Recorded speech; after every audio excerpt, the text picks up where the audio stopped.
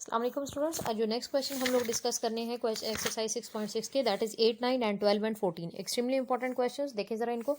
कहते हैं कि क्वेश्चन नंबर 8 है, show that the reciprocals of the terms of the geometric sequence these form another geometric sequence. कहते हैं कि अगर हम रेसिप्रोकल ले लें किनके, a1 और a1 आर स्क्वायर और a1 r4, इनका अगर हम लोग रेसिप्रोकल ले लें तो वो कहते हैं कि ये हमारे पास एक और जो है वो ज्योमेट्रिक सीक्वेंस जो है वो बन सकता है। ठीक है, तो हम लोगों ने सबसे पहले कहा है अगर ये सारी टर्म्स हैं तो इनके रेसिप्रोकल ये हो जाएंगे। रेसिप्रोकल का मतलब ये है कि आप उनको उल्टा कर दें।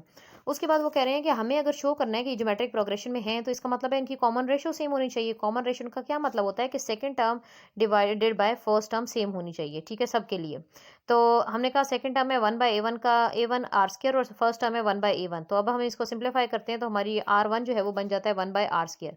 सिमिलरली थर्ड टर्म को हम सेकंड टर्म से डिवाइड करेंगे तो वो भी रेशो होती है और ये भी वही होनी चाहिए जो कि हमारी पहली वाली आई है। तो यहाँ पे भी हमने उसी तरीके से जैसे मैंने आपको क्वेश्चन नंबर 7 में समझाया, आपने r1 डैश कह देना है और आपने कहना है कि third term divide by second term.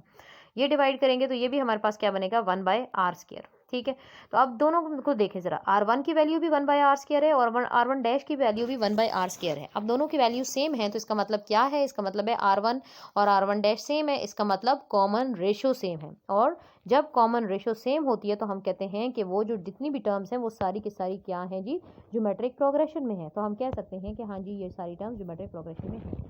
अब आगे जो है वो हमारे पास question number 9, find the nth term of the geometric series if, अगर हमें दो कंडीशंस गिवन है। ठीक है, कहते हैं कि ये दो कंडीशंस हम आपको दे रहे हैं, हमें आप nth टर्म निकाल के दिखाएं। तो जैसे हम लोग अर्थमेटिक वाले क्वेश्चंस में करते थे वैसे ही इन्होंने यहाँ पे हमें कंडीशंस दी हुई है जिनको हम यूज़ करके nth टर्म निकालेंगे। ठीक है, तो अब हम यहाँ पे क्या करते हैं कि सबसे पहले इसने कहा है कि a5 को अगर a3 से डिवाइड करें तो 4/9 आता है। हम a5 की भी वैल्यू लिख लेंगे, a3 की भी वैल्यू लिख लेंगे। कहाँ से लिखेंगे जी, हमें फॉर्मूला पता है क्या, an is equal to a1 और r की पावर n-1। तो a5 के लिए हो जाएगा a1 r की पावर n-1 यानी 5-1। a3 के लिए हो जाएगा a1 और r की power 3-1 divide by this. a1 cancel हो जाएंगे, r4 divide by r square है तो वो हमारे पास r स्क्वायर रह जाएगा विच इज़ 4/9। स्क्वायर रूट ले लेंगे तो r की वैल्यू बनेगी +-2/3। ठीक हो गया। अच्छा नेक्स्ट और क्या गिवन है, और हमें ये गिवन है कि a2 जो वैल्यू है वो 4/9 है। तो यहाँ से हम a2 के लिए भी उसका फॉर्मूला लिख सकते हैं। क्या फॉर्मूला होता है, a1 r की पावर n-1 यानी 2-1 हो जाएगा यहाँ पे, और which is equals to 4/9। So a1 r is equals to 4/9। अब हमने क्या करना है कि हम कहते हैं कि ये हमारे पास ये वैल्यू जनरेट होगी। अब r की दो वैल्यूज़ हैं जो यहाँ हम सब्सटीट्यूट कर सकते हैं। ठीक है, अब r की वैल्यू अगर हम लोग +2/3 जो है वो सब्सटीट्यूट करेंगे तो a1 की वैल्यू निकल आएगी 2/3, और अगर r की वैल्यू -2/3 पुट करेंगे तो a1 की वैल्यू निकल आएगी -2/3। तो ये दोनों वैल्यूज़ निकल आई हैं। ठीक है, यानी कि r भी यानी कॉमन रेशो और फर्स्ट टर्म जो है a1 वो जनरेट कर लिए। अब हमारा क्वेश्चन क्या था कि nth टर्म निकाल के दिखाएं। तो nth टर्म का फॉर्मूला क्या होता है, an is equals to a1 और rn-1।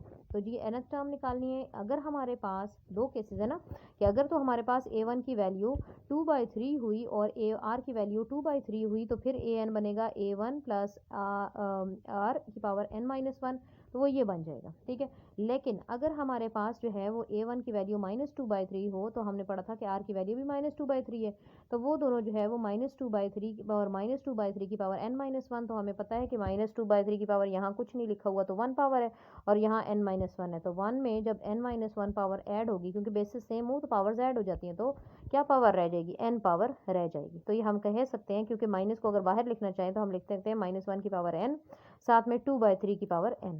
और ऊपर हमारे पास क्या था कि 2/3 की पावर 1 थी और 2/3 की पावर n-1 थी, वहाँ पे भी 1 कैंसिल हो गए तो 2/3 की पावर कितनी रह जाएगी, n। ठीक है, तो ये वो हमारी nth टर्म जनरेट कर सकते हैं हम लोग इस फॉर्मूला से। अब ज़रा डिस्कस कर लेते हैं क्वेश्चन नंबर 12।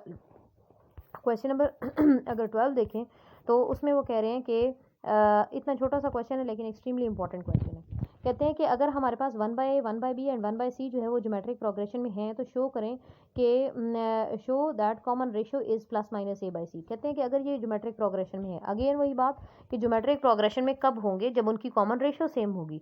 तो इसका मतलब है कि 1/b को चाहे मैं 1/a से डिवाइड करूँ तो वो वही रिजल्ट आना चाहिए जो मैं 1/c को 1/b से डिवाइड करूँ तो तब आना चाहिए। ये होती है ना कॉमन रेशो के, हर सेकेंड टर्म हर अगली टर्म को पिछली टर्म से डिवाइड करें तो हमारे पास कॉमन रेशो सेम बननी चाहिए। तो हमने पहले ही कहा कि अगर हम सेकंड को फर्स्ट से डिवाइड करें तो बनता है a/b, और अगर यहाँ यहाँ पे थर्ड को सेकंड से डिवाइड करें तो बनता है b बाई सी। दोनों वैल्यू r की इक्वल है, ठीक है। तो r इज इक्वल टू एक में है हमने कहा a बाई बी और एक में हमने कहा है b बाई सी। तो इसका मतलब मल्टीप्लाई करें तो r into r is equal to a by b into b by c. तो ये b कैंसिल हो जाए तो r स्क्वायर की वैल्यू बन जाएगी a बाई सी। अब हम स्क्वायर रूट ले लेंगे दोनों तरफ तो r की वैल्यू क्या हो जाएगी plus minus square root a by c. ठीक हो गया जी। तो ये हमारे पास सिंपल सा क्वेश्चन हो गया। लास्ट क्वेश्चन जो हमने डिस्कस करना है that is question number 14 of this exercise. तो क्वेश्चन नंबर 14 जो है वो हम लोग देख लेते हैं। इसके लिए जी मैं आपको हिंट दे रही हूँ क्योंकि ये इस तरह का क्वेश्चन हम लोग पहले भी कर चुके हैं, ठीक है। अच्छा, तो क्वेश्चन नंबर 13 जो है, सॉरी हाँ जी यही 14 वो क्या कहता है कि if 3 consecutive terms in the arithmetic progression are increased by 1, 4 and 15 respectively, the resulting terms are in the geometric progression, find the original terms if their sum is 6। तो ये वैसा ही है जैसे कि मैं आपको 13 थोड़ा सा गाइड कर देती हूँ। तो क्या कहते हैं कि अगर 13 में वो ये कहते थे कि अगर हम ये नंबर्स 1, 4, 13 सब्ट्रैक्ट कर लें consecutive terms of the arithmetic progression के, तो रिजल्टिंग टर्म ज्योमेट्रिक प्रोग्रेशन में बन जाती है। और नंबर जो हैं वो if their sum is find the numbers if their sum is 21, यानी कि वहाँ पे हमने सब्ट्रैक्शन का कहा है और 14 में आपने एडिशन का करना होगा, ठीक है। तो अगर वो कह रहे हैं ना कि 3 कंसेक्यूटिव टर्म्स हैं, तो जैसे कि मैं 13 में ले रहे हैं a1 प्लस डी ज्योमेट्री, अच्छा ये अरिथमेटिक प्रोग्रेशन में थी, तो अरिथमेटिक प्रोग्रेशन के लिए हम जो टर्म्स लेते थे सेम वाली, तो वो कौन सी होती थी, वो हम लेते थे जी एग्जैक्टली जो सेम टर्म्स होती थी अरिथमेटिक प्रोग्रेशन के लिए, तो वो हम लेते थे a1 माइनस डी, a1 और a1 प्लस डी। ठीक हो गया। तो यहाँ पे भी हम वही अरिथमेटिक प्रोग्रेशन की टर्म्स लेंगे क्योंकि इन्होंने कहा है कि they are in arithmetic progression. उसके बाद फिर कंडीशन क्या गिवन है, कंडीशन एक तो ये गिवन है कि उनका सम जो है वो 21 है, तो सम 21 से a1 की वैल्यू निकल आएगी दैट इज 7। इसके अलावा हमें क्या गिवन है, इसके अलावा वो कह रहे हैं कि हम लोग इनमें से कुछ कुछ टर्म्स जो है वो सब्ट्रैक्ट करें। तो पहली में से वो कह रहे हैं कि अगर सब्ट्रैक्ट करें 1, तो यानी पहली है a1 माइनस डी, उसमें से 1 सब्ट्रैक्ट हो गया।